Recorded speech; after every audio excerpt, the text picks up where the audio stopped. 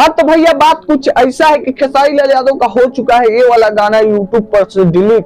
क्यों हुआ है इसके बारे में तो बात करेंगे, और कौन डिलीट कराया है खेसारी लाल यादव का गाना, तो आप लोग वीडियो में पहले बात करेंगे गाना कैसे डिलीट हुआ। आप तो जानते हैं खेसारी लाल यादव का एक भक्ति सॉन्ग आया था जिस सॉन्ग का नाम था फूल और रहू, जो कि जीएमएस ट्यून भोजपुरी के चैनल के माध्यम से आया था कल, और जो कि गाना बहुत ही अच्छा मतलब कि अच्छा था और दर्शकों ने बहुत ज्यादा प्यार दुलार आप लोग दिखा रहे थे। क्या किया गया कि इस गाने पर वार्नर म्यूजिक द्वारा इस गाने पर स्ट्राइक मारा के डिलीट करवा दिया, और एक चैनल भी डिलीट करवा दिया गया है जीएमएस ट्यून भोजपुरी। आप लोग सर्च कीजिएगा तो नहीं आएगा बिल्कुल, जो कि चैनल भी डिलीट हो गया है गाने के साथ। और बात करते हैं कि कौन डिलीट करवाया है, तो वार्नर म्यूजिक इस गाने को डिलीट किया है। और किसका कंपनी है भाई वार्नर म्यूजिक, तो वार्नर म्यूजिक एक विदेशी कंपनी है। तो आप लोग सोच रहे हो वार्नर म्यूजिक भैया तो विदेशी कंपनी है, तो खेसारी लाल यादव गाना कैसे डिलीट कर सकती है भाई, ये तो अन्याय हो रहा है खेसारी लाल यादव के साथ। हाँ बताते हैं आप लोगों को। तो मैं आप लोग बता दूं कि वार्नर म्यूजिक लिंक है ग्लोबल म्यूजिक जंक्शन से। ग्लोबल म्यूजिक जंक्शन 2000 मतलब कि 20 में से एग्रीमेंट की थी वार्नर म्यूजिक कंपनी से,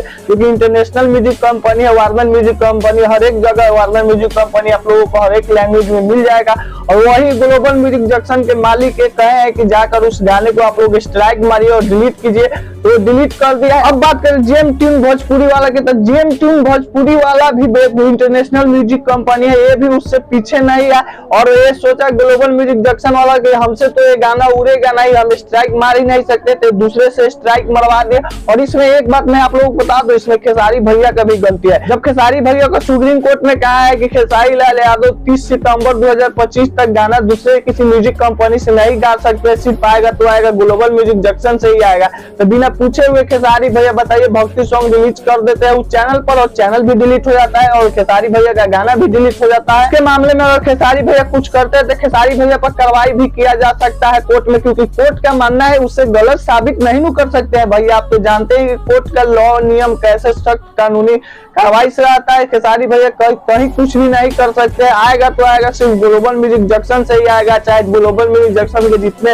अंडर कंपनी है जो कि digital partner global music junction है, उसी म्यूजिक कंपनी से खेसारी भैया का गाना आएगा तो आएगा, नहीं तो दूसरे म्यूजिक कंपनी से नहीं आएगा। पूरा मैं आप लोगों को बता देता हूँ। यही है कि खेसारी भैया को मैनेज कर लेना चाहिए, और मैनेज करके सेटलमेंट करके 5 करोड़ रुपया जितना हो सके उतना दे देना चाहिए, और दफा इस केस को कैंसिल कर देना चाहिए। उससे ज्यादा पैसा खेसारी भैया उतने दिन में कमा लेंगे। तो आप लोगों को वीडियो पसंद है तो लाइक कीजिए, चैनल पर नया चैनल को आप लोग सब्सक्राइब और बेल को प्रेस कीजिए। इस चैनल को भोजपुरी से मिलता रहता है, मिलता रहेगा। तो बाय बाय।